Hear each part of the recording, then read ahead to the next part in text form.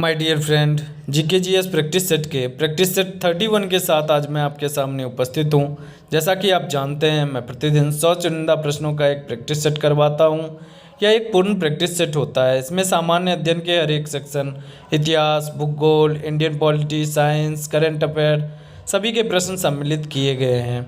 आप जिस भी एग्ज़ाम की तैयारी करते हो, बिहार दरोगा, यूपी दरोगा, रेलवे एनटीपीसी, एसएससी, बीपीएससी या फिर यूपीपीएससी की तैयारी करते हो, तो आपके लिए ये सेट बहुत ही बेनिफिशियल होने वाला है। अगर आप चैनल पर नए हैं तो कृपया चैनल को सब्सक्राइब कर लें, नोटिफिकेशन बेल को दबा लें। मेरे साथ वीडियो के लास्ट तक बने रहिए। आज का पहला प्रश्न है, मच्छरों के नियंत्रण हेतु प्रयोग होने वाली कीटभक्षी मछली है हिल्सा, लेबियो, गैम्बूशिया, मिस्ट्स।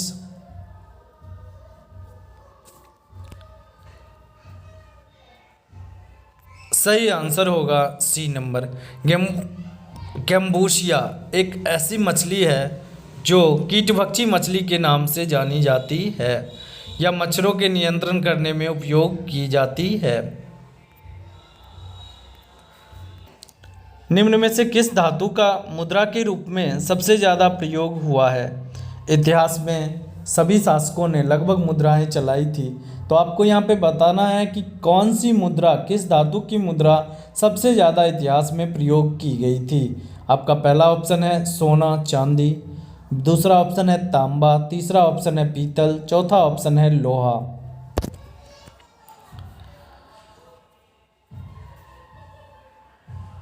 सही आंसर होगा सोना चांदी। ये दोनों ऐसे धातु थे जिसका सबसे ज़्यादा प्रयोग किया गया था। भारत में बेरोजगारी के आंकड़े कौन तैयार करता है? वित्त मंत्रालय, ग्रामीण विकास मंत्रालय, ग्राम पंचायत या राष्ट्रीय नमूना सर्वेक्षण संस्थान।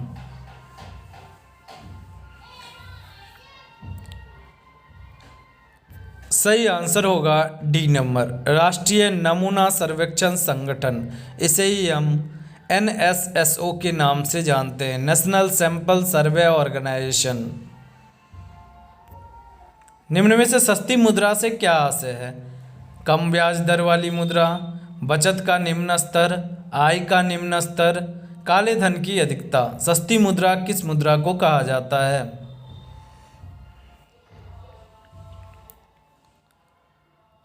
सही आंसर होगा कम ब्याज दर वाली मुद्रा को ही सस्ती मुद्रा के नाम से जाना जाता है।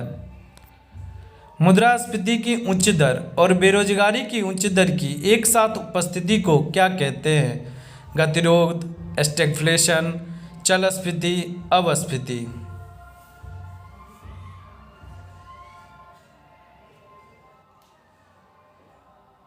सही आंसर होगा बी नंबर, स्टैगफ्लेशन। देखिए यहाँ पे जो है मुद्रास्फीति को इंग्लिश में इन्फ्लेशन कहा जाता है। बेरोजगार और गतिरोध एक वर्ड होता है। जब बेरोजगारी की उच्च दर होती है तो उसे गतिरोध के रूप में जाना जाता है। तो गतिरोध को स्टैग्नेशन कहा जाता है। मैंने क्या बताया? मुद्रास्फीति को इन्फ्लेशन कहा जाता है और बेरोजगारी की उच्च दर, जिसे गतिरोध हिंदी में कहते हैं, उसे स्टैग्नेशन कहा जाता है। स्टैग्नेशन प्लस इन्फ्लेशन दोनों मिलके स्टैगफ्लेशन बनता है। जब मुद्रा की कीमत बहुत कम हो जाती है, मुद्रास्फीति इसे ही कहा जाता है जब मुद्रा की कीमत बहुत कम हो जाती है। आप झोला भर के रुपया लेके जा रहे हैं और मुट्ठी में सामान लेके आ रहे हैं, महंगाई की दर जब हाई हो जाती है तो उसे ही मुद्रास्फीति कहते हैं। अगर मुद्रास्फीति पे कंट्रोल नहीं किया जाता है तो धीरे धीरे मुद्रास्फीति इतनी बढ़ जाती है, रुपया का वैल्यू इतना गिर जाता है कि बेरोजगारी छा जाता है पूरी तरह से। मतलब मुद्रास्फीति के साथ साथ गतिरोध भी साथ में आ जाता है और वैसे कंडीशन को ही स्टैगफ्लेशन कहते हैं। निम्नलिखित में से कौन सा राज्य भारत में खनिज का सर्वाधिक उत्पादन करता है? महाराष्ट्र, मध्य प्रदेश, कर्नाटक, उड़ीसा।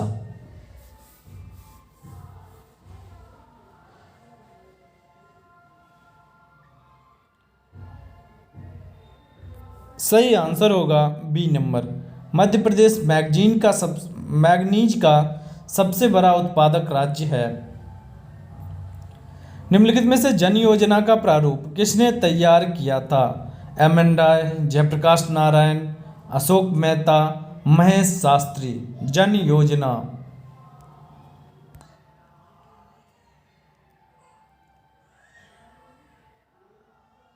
सही आंसर होगा ए नंबर। M.N. राय के द्वारा जन योजना का प्रारूप तैयार किया गया था। भारत के कौन से दो राज्य खनिज तेल के अग्रणी उत्पादक हैं? राजस्थान एवं गुजरात, महाराष्ट्र एवं गोवा, उड़ीसा एवं बिहार, असम एवं गुजरात।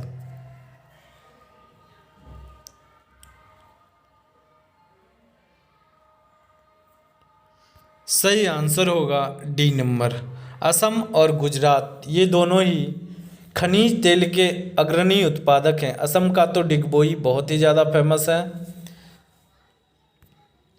निम्न में से कौन भारत में गरीबी रेखा का निर्धारण करता है? लोकसभा, राज्यसभा, केंद्रीय मंत्रिपरिषद, नीति आयोग।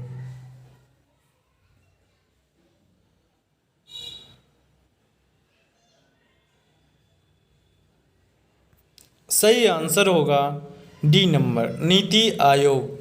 इससे पहले नीति आयोग से पहले योजना आयोग करता था गरीबी रेखा का निर्धारण। नीति आयोग की स्थापना 1 जनवरी 2015 ईस्वी में हुआ था। भारत के आर्थिक नीति किसके द्वारा बनाई और लागू की जाती है? जो अपना इकोनॉमिक पॉलिसी होता है वो किसके द्वारा बनाई और लागू की जाती है? केंद्र सरकार के द्वारा, फिक्की होगा, फिक्की के द्वारा, FICCI, और भारतीय रिजर्व बैंक के द्वारा, या फिर नीति आयोग के द्वारा। आपको बताना है भारत में आर्थिक नीति किसके द्वारा बनाई और लागू की जाती है।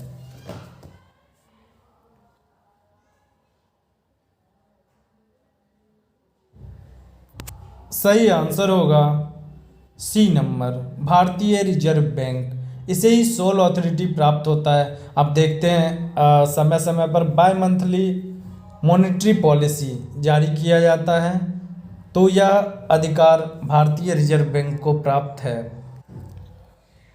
दादा भाई नौरोजी ने अंग्रेजों द्वारा किए गए किस कार्य को अनिष्टों का अनिष्ट की संज्ञा दी है? पहला ऑप्शन है भारतीय परंपरागत उद्योगों का विनाश। दूसरा ऑप्शन है सभी उच्च पदों पर अंग्रेजों की भर्ती।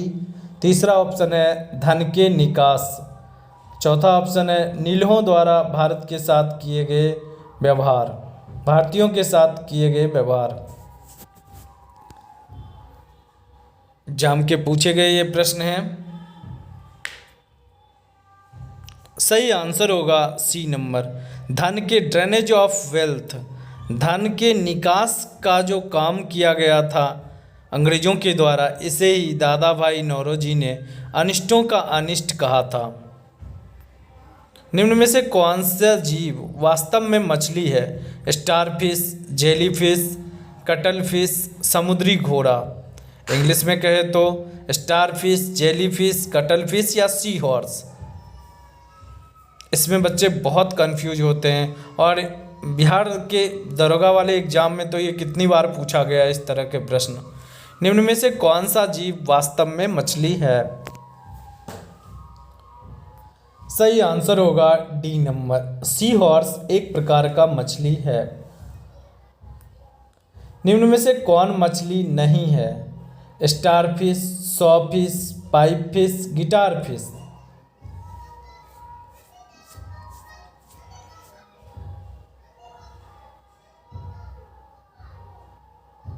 सही आंसर होगा ए नंबर, स्टारफिश एक मछली नहीं है, जबकि अन्य सभी सॉफिश, पाइपफिश, गिटारफिश ये सभी मछलियों के प्रकार हैं। अगला प्रश्न है, दिन और रात बराबर होते हैं 1 सितंबर और 30 मार्च को, 23 मार्च और 21 सितंबर को, 1 मार्च और 30 सितंबर को, या फिर 21 मार्च और 23 सितंबर को। किस दो दिन दिन और रात बराबर होते हैं। ये जब इक्विनॉक्स आप विषय पढ़िएगा उसमें ये क्लियर होता है कि किस किस दिन दिन और रात बराबर होते हैं और क्यों होते हैं।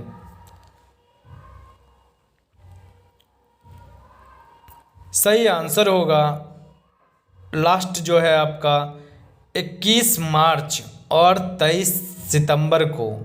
डेट याद रखिएगा, 21 मार्च और 23 सितंबर को दिन और रात बराबर होते हैं। बांग्लादेश का सृजन कब हुआ था? 1970, 1973, 1971, 1972।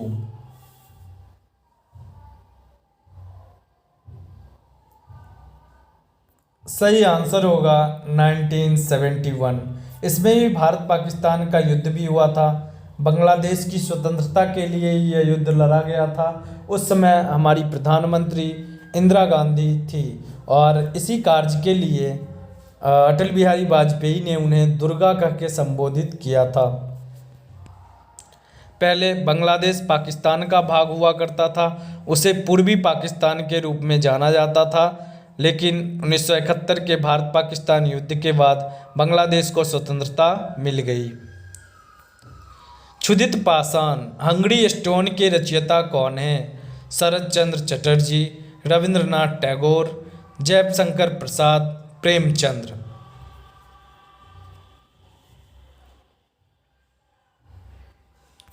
सही आंसर होगा रविंद्रनाथ टैगोर। इन्होंने ही क्षुधित पाषाण हंगरी स्टोन नामक बुक लिखी थी। निम्न में से कौन सा शहर भूमध्य रेखा के निकट है? श्रीनगर, कलकत्ता, विशाखापत्तनम, मुंबई।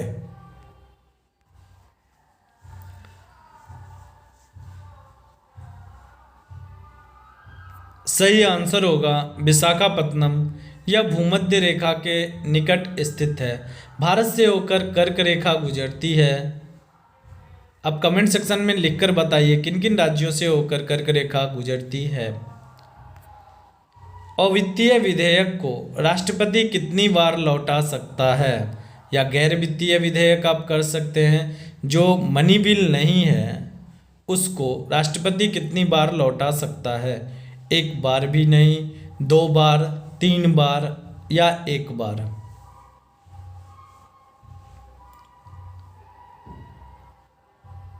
सही आंसर होगा राष्ट्रपति 1 बार लौटा सकता है। दोबारा अगर राष्ट्रपति के पास भेजा गया तो उसे उस पर साइन करना ही पड़ता है, क्योंकि ये दोनों संसद से पास होकर अवित्तीय विधेयक राष्ट्रपति के पास जाता है। एक बार तो राष्ट्रपति को अधिकार होता है वह संशोधन के लिए फिर से सदन में लौटा दे। अगर फिर से सदन उसे पारित करके राष्ट्रपति के पास भेजता है तो राष्ट्रपति को उस पर साइन करना होता है। नेशनल केमिकल लेबोरेटरी राष्ट्रीय रासायनिक प्रयोगशाला कहाँ स्थित है? नई दिल्ली में, बेंगलुरु में, पुणे में या चेन्नई में? National chemical laboratory. ये राष्ट्रीय संस्थान से जुड़े जितने भी प्रश्न होते हैं वे बहुत ही महत्वपूर्ण होते हैं। जैसे वन अनुसंधान संस्थान कहाँ है? देहरादून में है। औषधि अनुसंधान केंद्र कहाँ है? तो यह लखनऊ में है। विश्व अनुसंधान केंद्र कहाँ है? यह भी लखनऊ में है। इस तरह के प्रश्न आपसे काफ़ी पूछे जाते हैं। यहाँ पे आपको बताना है नेशनल केमिकल लेबोरेटरी राष्ट्रीय रासायनिक प्रयोगशाला कहाँ स्थित है। सही आंसर होगा राष्ट्रीय रासायनिक प्रयोगशाला पुणे में स्थित है। कोशिका भित्ति होती है पारगम्य, अर्धपारगम्य, चयनात्मक पारगम्य, अपारगम्य।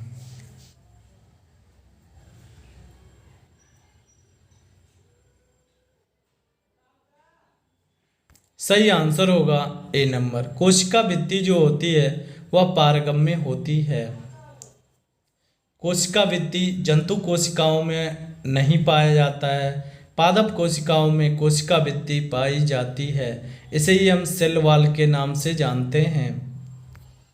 लाइसोसोम कार्य करते हैं प्रोटीन संश्लेषण में, प्रोसेसिंग एवं पैकेजिंग में, अंतःकोशिकीय पाचन में, वसा संश्लेषण में।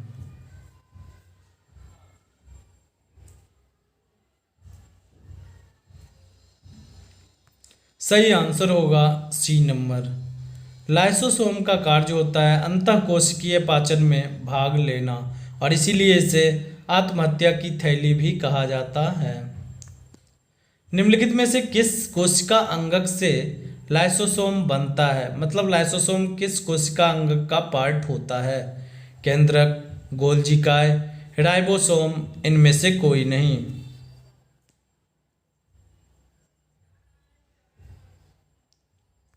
सही आंसर होगा बी नंबर। गोल्जिकाय का ही एक पार्ट लाइसोसोम होता है। न्यूक्लियस के बाहर डीएनए मिलता है।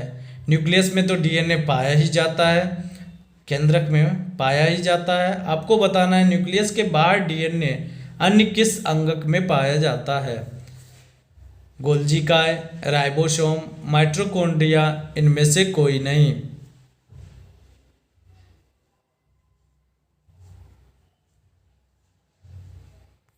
सही आंसर होगा सी नंबर।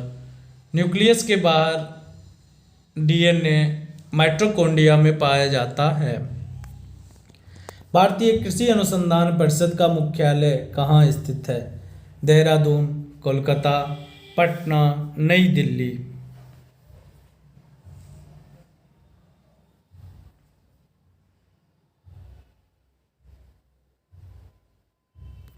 सही आंसर होगा नई दिल्ली। भारतीय कृषि अनुसंधान परिषद का मुख्यालय स्थित है। राष्ट्रीय जूट अनुसंधान केंद्र कहाँ स्थित है? यहाँ तो आपको आंसर ये स्क्रीन पे दिख रहा है, बैरकपुर राष्ट्रीय जूट अनुसंधान केंद्र स्थित है। आप मुझे कमेंट सेक्शन में कमेंट करके बताइए कि जूट का सर्वाधिक उत्पादन करने वाला राज्य कौन सा है। बायो बायोडीजल उत्पादन से संबंधित क्रांति कौन सी है? यह प्रश्न आगे भी है, इसलिए मैं स्किप करता हूँ। हुंगरू जलप्रपात किस नदी पर स्थित है? स्वर्णरेखा नदी पर, कृष्णा नदी पर, चंबल नदी पर, कावेरी नदी पर।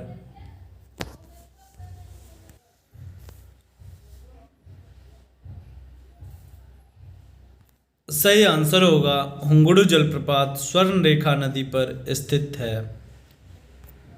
बायोडीजल उत्पादन से संबंधित क्रांति कौन सी है? अमृत क्रांति, उपर्युक्त में से सभी, कृष्ण क्रांति, कोल क्रांति। कौन सी क्रांति बायोडीजल के उत्पादन से संबंधित होता है? सही आंसर होगा कृष्ण क्रांति। ब्लैक रिवॉल्यूशन जो होता है वह बायोडीजल उत्पादन से संबंधित होता है। झींगा मछली के उत्पादन को बढ़ावा देने हेतु किस क्रांति की शुरुआत की गई थी? गुलाबी क्रांति, रजत क्रांति, श्वेत क्रांति, नीली क्रांति।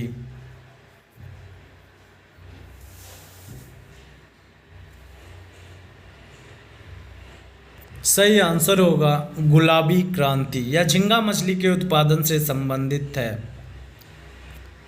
निम्नलिखित विकल्पों में से कौन सा एक जलप्रपात सारावती नदी पर स्थित है? जोग, गरसोप्पा, धुआंधार जलप्रपात, शिव समुद्रम जलप्रपात या पुनासा जलप्रपात।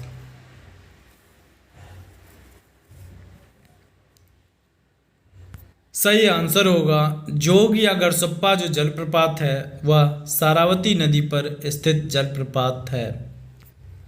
विटामिन डी की खोज किसके द्वारा किया गया था?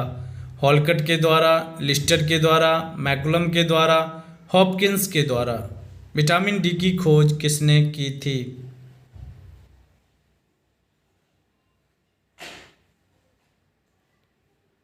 सही आंसर होगा हॉपकिंस ने विटामिन डी की खोज की थी। क्लोरोफॉर्म की खोज किसने की थी? हैरिसन एवं सिम्पसन ने, रोबर्थ ने, रॉबर्ट कोच ने, ड्रेसर ने।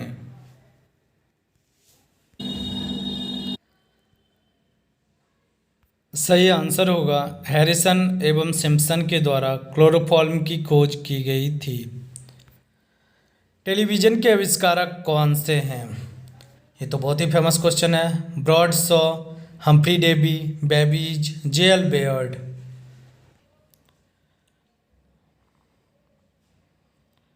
सही आंसर होगा J.L. बेयर्ड। ये टेलीविज़न के आविष्कारक माने जाते हैं।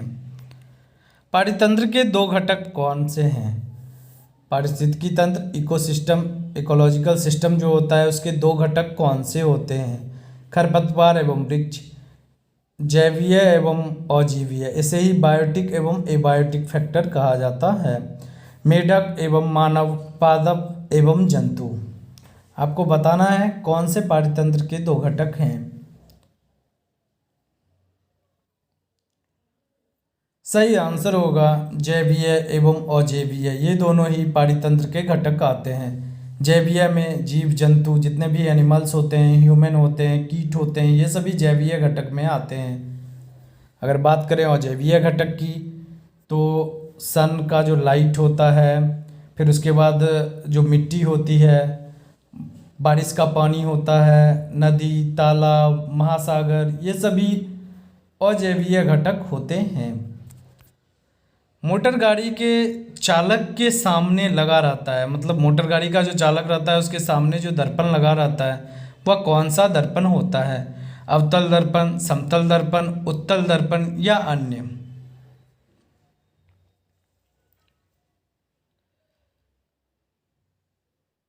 सही आंसर होगा सी नंबर, उत्तल दर्पण रहता है। वस्तु का आवर्धित प्रतिबिंब जो होता है दिखाई देता है और दूर की वस्तु को पास मतलब जितनी दूर वस्तु है उसका पिक्चर लेता है और आवर्धित प्रतिबिंब दिखाता है। किस अधिनियम के तहत गवर्नर जनरल की विधायी शक्तियों का विकेंद्रीकरण कर दिया गया? ये इंपॉर्टेंट क्वेश्चन है। किस अधिनियम के तहत गवर्नर जनरल की विधायी शक्तियों का विकेंद्रीकरण कर दिया गया? अधिनियम 1833 ईस्वी, अधिनियम 18 दो बार लिखा गया है, अधिनियम 1861 ईस्वी, अधिनियम 1801 ईस्वी।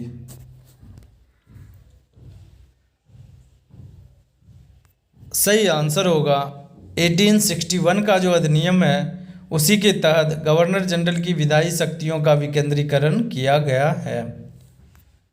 आदि ग्रंथ किसने संकलित किया है? आदि ग्रंथ जिसमें सिख के सारे गुरु, जितने भी 10 गुरु हुए थे, उनमें से सारे लगभग उससे पहले जिन्होंने इसका संकलन किया है उससे पहले जितने गुरु थे उनके जो उपदेश थे उसको संकलित किया गया है। पहला ऑप्शन है गुरु नानक ने, दूसरा ऑप्शन है गुरु रामदास जी ने, तीसरा ऑप्शन है गुरु अर्जुन देव ने और गुरु गोविंद सिंह ने। सही आंसर होगा सी नंबर, गुरु अर्जुन देव ने अपने से पहले जितने भी सिख गुरु हुए उन सभी का जो उपदेश थे उसको एक ग्रंथ में संकलित किया है जिसे हम आदि ग्रंथ कहते हैं। भारत में आधुनिक शिक्षा प्रणाली की नींव किससे पड़ी? 1813 के चार्टर अधिनियम से, 1835 के मैकाले के मिनट से, या फिर 1882 के हंटर आयोग से, 1854 के वुड डिस्पैच से।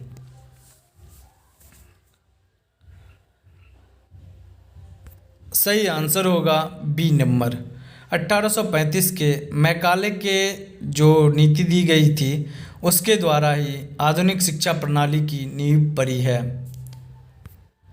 माइटोकॉन्ड्रिया किसमें अनुपस्थित होता है? ईस्ट में, कवक में, जीवाणु में, हरे शैवाल में। माइटोकॉन्ड्रिया किसमें अनुपस्थित होता है?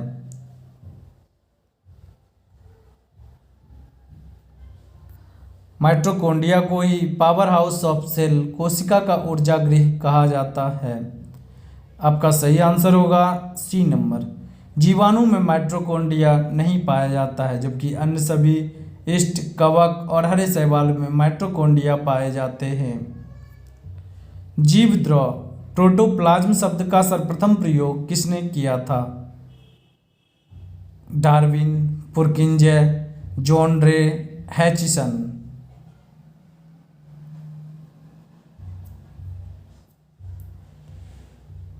सही आंसर होगा बी नंबर, पुरकिंजे ने जीवद्रव शब्द का प्रयोग किया था। तत्व की प्रकृति को ज्ञात किया जा सकता है इलेक्ट्रॉनिक विन्यास के द्वारा, परमाणु क्रमांक के द्वारा, परमाणु द्रव्यमान के द्वारा या फिर परमाणु भार के द्वारा?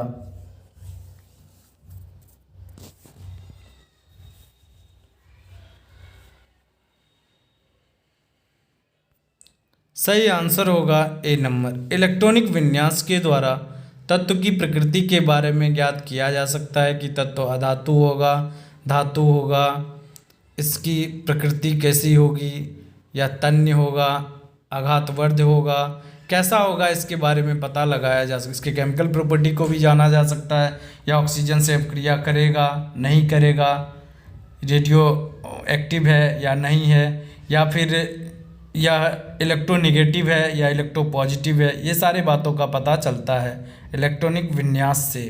आपने 7-8 में सीखा होगा इलेक्ट्रॉनिक विन्यास निकालना, 1s2 2s2 करके जो होता है। पी ब्लॉक के तत्व की प्रकृति कैसी है? केवल धातु, केवल उपधातु, केवल अधातु, कुछ धातु तथा कुछ अधातु और कुछ उपधातु। सही आंसर होगा लास्ट जो है, पी ब्लॉक में कुछ धातु है, कुछ अधातु हैं तथा कुछ उपधातु हैं। सूर्य के प्रकाश से प्राप्त रंगों में सबसे ज़्यादा विक्षेपण किस रंग का होता है? मीन्स सूर्य से जब प्रकाश चलती है तो सबसे ज़्यादा कौन सा डिफ्लेक्ट होता है अपने मार्ग से? लाल रंग, जामुनी रंग, बैंगनी रंग, हरा रंग।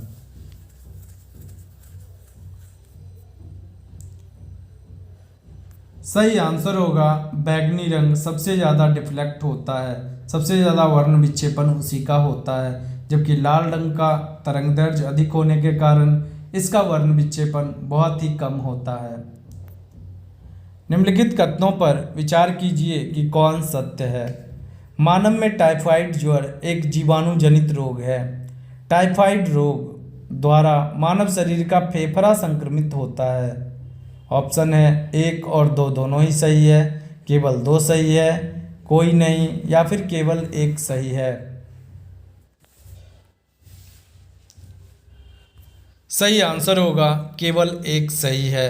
मानव में टाइफाइड ज्वर एक जीवाणु जनित रोग होता है। साल्मोनेला टाइफी एक जीवाणु का नाम होता है जिसके कारण मानव शरीर में टाइफाइड होता है। नॉर्मली यह गंदा पानी पीने से होता है, और टाइफाइड जो बुखार होता है उसमें फेफड़ा नहीं, मानव शरीर का आंत प्रभावित होता है। वास्तविक केंद्रक किस में अनुपस्थित होता है? एक्चुअल न्यूक्लियस किस में एब्सेंट होता है? जीवाणुओं में, हरे शैवाल में, कवकों में, लाइकेन में, यह पूछा जाता है। माइटोकॉन्ड्रिया किस में अनुपस्थित होता है, फिर उसके बाद पूछा जाएगा वास्तविक केंद्रक किस में अनुपस्थित होता है। इसके बाद एक क्वेश्चन आपसे पूछा जा सकता है कोशिका भित्ति, सेल वॉल किस में नहीं होता है। इस तरह के प्रश्न अक्सर एग्जाम में देखे जाते हैं। तो यहाँ पे आप बताइए कि एक्चुअल न्यूक्लियस किस में उपस्थित नहीं होता है। सही आंसर होगा ए नंबर, जीवाणु में केंद्रक उपस्थित नहीं होता है। निम्नलिखित में से कौन सा भारत सरकार की तरफ से न्यूनतम समर्थन मूल्य तय करता है? न्यूनतम समर्थन मूल्य MSP, मिनिमम सपोर्ट प्राइस, किसी भी चीज़ को बेचने के लिए जो किसानों के द्वारा होता है, तो जब भारतीय खाद्य जो आयोग है उसके द्वारा अगर उसको खरीदा जाता है, FCI उसके द्वारा अगर खरीदा जाता है तो वो MSP पे लेता है, मतलब मिनिमम सपोर्ट प्राइस, इससे कम दाम में ये चीज़ नहीं बिकेगा। कृषि मंत्रालय के द्वारा, आर्थिक कार्य संबंधी मंत्रिमंडल समिति के द्वारा, कृषि लागत एवं मूल्य आयोग के द्वारा, इनमें से कोई नहीं।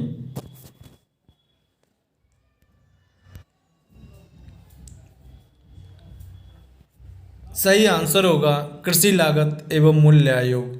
यह न्यूनतम समर्थन मूल्य MSP, मिनिमम सपोर्ट प्राइस को तय करता है। शालिग्राम और नारायणी नाम से किस नदी को जाना जाता है? काली गंगा, टोंस, चंबल, गंडक।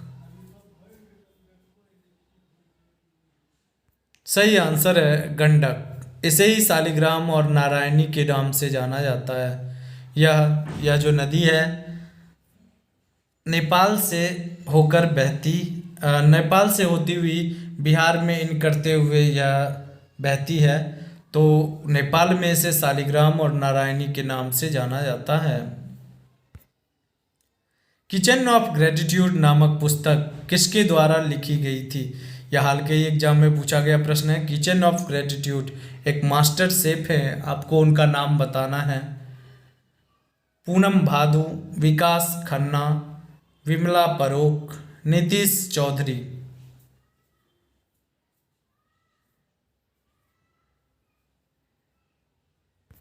सही आंसर होगा विकास खन्ना। यह एक मास्टर शेफ हैं जिनके द्वारा यह किचन ऑफ ग्रेटिट्यूड नामक पुस्तक लिखी गई थी। निम्न में से एक कमजोर बल है? गुरुत्वाकर्षण बल, लघु रेंज बल, द्रव्यमान बल, गति बल। सही आंसर होगा गुरुत्वाकर्षण बल एक बहुत ही कमजोर बल होता है।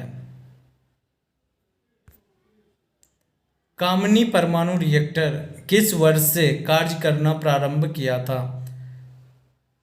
1982 ईस्वी, 1997 ईस्वी, 1976 ईस्वी, 1977 ईस्वी।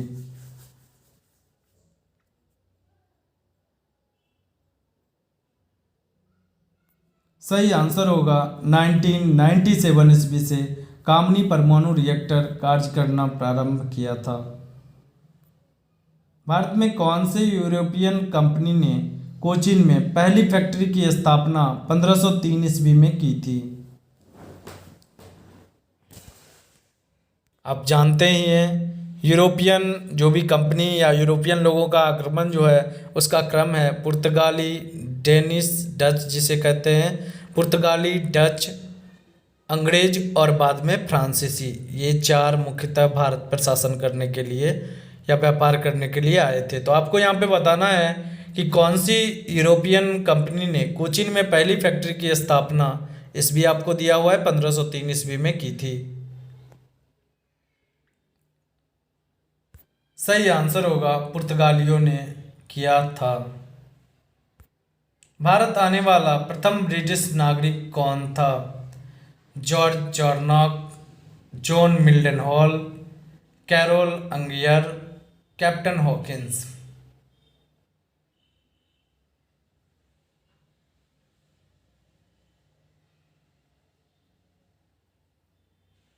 सही आंसर होगा जॉन मिल्डन हॉल। यह भारत आने वाला पहला ब्रिटिश नागरिक था। बच्चे यहाँ कंफ्यूज होते हैं, कैप्टन हॉकिंस लगाते हैं, परंतु वह गलत है। आपका सही आंसर होगा जॉन मिल्डन हॉल।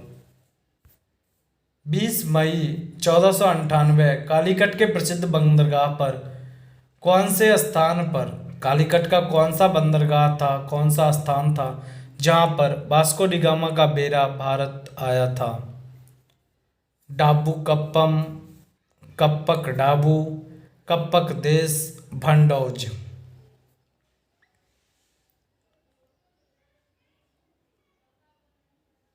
सही आंसर होगा कप्पक डाबू। यह जगह का नाम है जहां पर कालीकट बंदरगाह पर वास्को डी गामा भारत आया था। पुर्तगाली वास्को डी गामा कालीकट तक की यात्रा कब की थी? ये तो आपको पता ही होगा 1498 ईस्वी में। इनमें से किस फसल का ज्ञान वैदिक काल के लोगों को नहीं था? जौ का, गेहूं का, चावल का या फिर तंबाकू का? कौन से फसल का ज्ञान वैदिक काल के लोगों को नहीं था?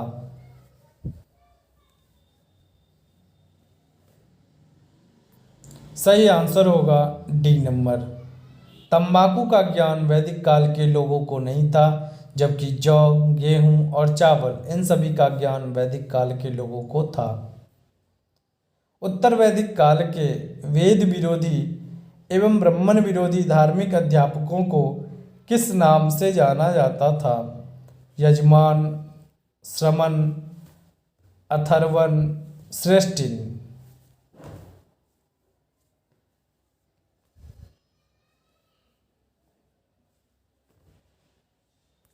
सही आंसर होगा बी नंबर। जो वेद विरोधी और ब्राह्मण विरोधी, चूँकि उत्तर वैदिक काल में वैदिक धर्म थोड़ा डाउन हुआ था, तो उस समय वेद विरोधी और ब्राह्मण विरोधी जितने भी अध्यापक थे उन्हें श्रमण के नाम से जाना जाता था। वैदिक गणित का महत्वपूर्ण अंग है शतपथ ब्राह्मण, अथर्ववेद, 16 सूत्र, छंदोग उपनिषद।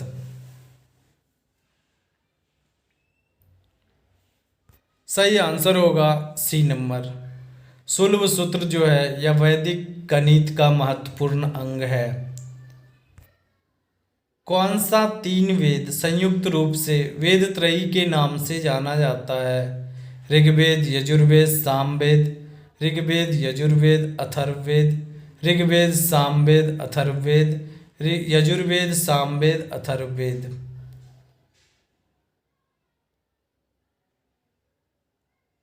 सही आंसर होगा ए नंबर। ऋग्वेद, यजुर्वेद और सामवेद ये तीनों ही कंबाइंड रूप से वेद त्रयी कहलाते हैं। 4 वेद होते हैं, आप जानते होंगे, ऋग्वेद, यजुर्वेद, सामवेद और अथर्ववेद। तो अथर्ववेद को हटा के जितने भी वेद हैं वे सभी वेद त्रयी कहलाते हैं।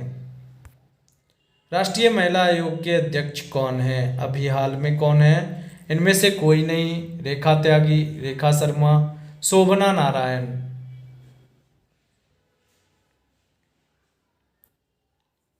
सही आंसर हो जाएगा राष्ट्रीय महिला आयोग के अध्यक्ष रेखा शर्मा हैं। अगर आप बीपीएससी की तैयारी करते हो या फिर यूपीपीएससी की तैयारी करते हो तो राष्ट्रीय महिला आयोग, वित्त आयोग, इन सभी से प्रश्न अक्सर पूछे जाते हैं।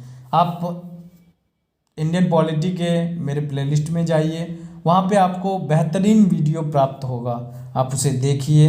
एक बार देखने के बाद मैं गारंटी देता हूँ बीपीएससी या फिर यूपीपीएससी में आपके प्रश्न नहीं छूटेंगे। इनमें से किसे इप्सम सॉल्ट कहा जाता है? Copper hydroxide, magnesium sulphate, magnesium thiosulphate या फिर कॉपर सल्फेट को किसे इप्सम सॉल्ट कहा जाता है? सही आंसर होगा मैग्नीशियम सल्फेट को इप्सम सॉल्ट के नाम से जाना जाता है। इसका फॉर्मूला MgSO4 होता है। प्रतिरोधकता के व्युत्क्रम को क्या कहा जाता है? विद्युत चुंबकत्व, चयनात्मकता, चालकता, काउंटर क्रियाशीलता।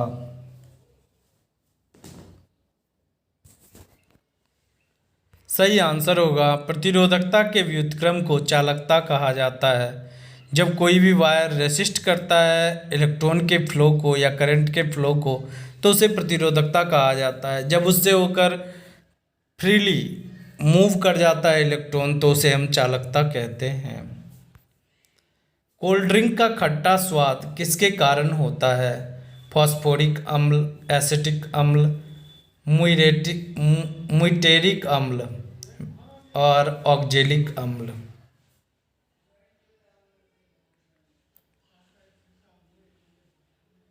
सही आंसर होगा फॉस्फोरिक अम्ल। इसी की वजह से कोल्ड ड्रिंक में जो होता है उसका खट्टा स्वाद हमें पता चलता है। निम्न में से कौन सा तत्व सर्वाधिक यौगिक का निर्माण करता है? Carbon, nitrogen, hydrogen, oxygen.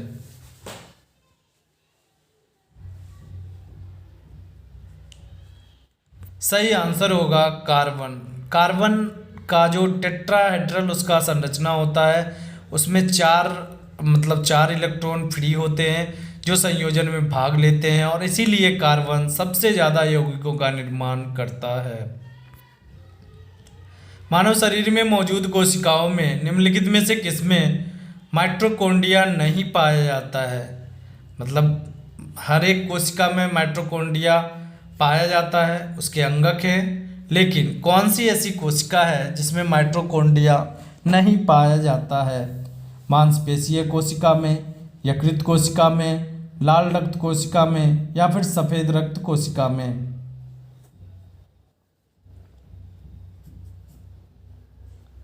सही आंसर होगा लाल रक्त कोशिकाओं में माइटोकॉन्ड्रिया नहीं पाया जाता है। डियोडिनम का भाग है। डियोडिनम किसका भाग है? पित्ताशय का, अंडाशय का, छोटी आंत का, बड़ी आंत का?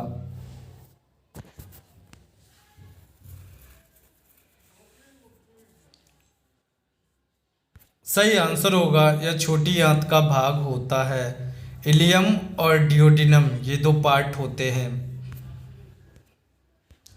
सीएनजी कॉम्प्रेस्ड नेचुरल गैस, इसका मुख्य घटक क्या है? मीन्स सीएनजी का निर्माण किसके मिलने से होता है? Propane, butane, methane, ethane?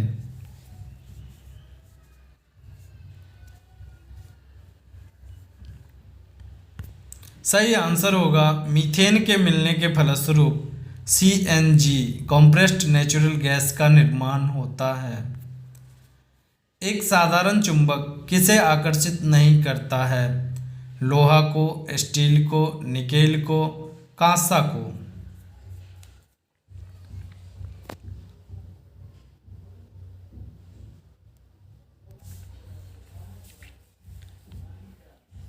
सही आंसर होगा कांसा को आकर्षित नहीं करता है, क्योंकि कांसा एक मिश्र धातु है या तांबा तथा टीन का मिश्रण होता है, जबकि अन्य सभी लोहा, स्टील और निकेल ये सभी चुंबकीय तत्व होते हैं और चुंबक के द्वारा आकर्षित कर लिए जाते हैं। वेदांत या उत्तर मीमांसा दर्शन के प्रतिपादक कौन थे? जैमिनी, बदरायन, बुद्ध, महावीर?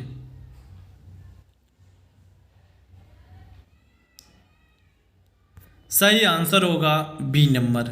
वेदांत या उत्तर मीमांसा दर्शन के जो प्रतिपादक थे वह बदरायन थे।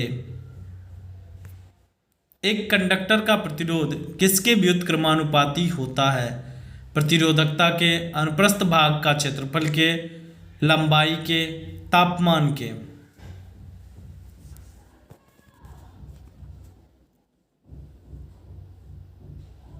सही आंसर होगा अनुप्रस्थ भाग का क्षेत्रफल जो होता है उसके व्युत्क्रमानुपाती होता है।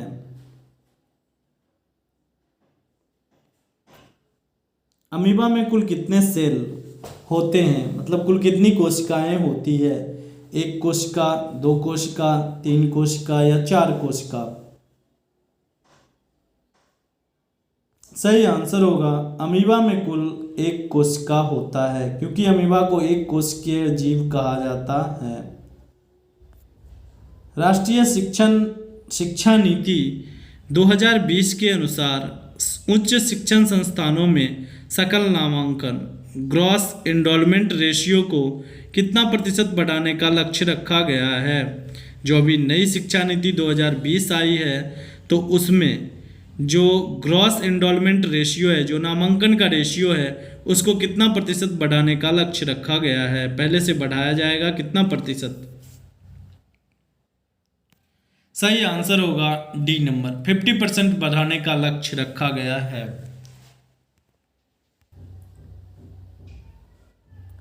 अंतरिक्ष में उठने वाले तूफानों की पूर्व जानकारी उपलब्ध कराने वाला उपकरण क्या कहलाता है?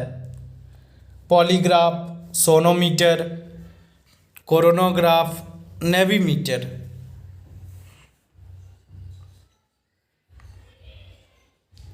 सही आंसर होगा कोरोनोग्राफ कहा जाता है। आज भर के लिए इतना ही, मिलते हैं प्रैक्टिस सेट 32 के साथ। अब फिर से बताना चाहूँगा, अगर आपने अभी तक चैनल को सब्सक्राइब नहीं किया है तो चैनल को सब्सक्राइब कर लें, नोटिफिकेशन बेल को दबा लें, जिससे समय आपको वीडियो का नोटिफिकेशन मिलता रहे, और अपने दोस्तों के बीच में ज़्यादा से ज़्यादा वीडियो शेयर करें, वीडियो को लाइक करें। तो मिलते हैं कल प्रैक्टिस सेट 32 के साथ।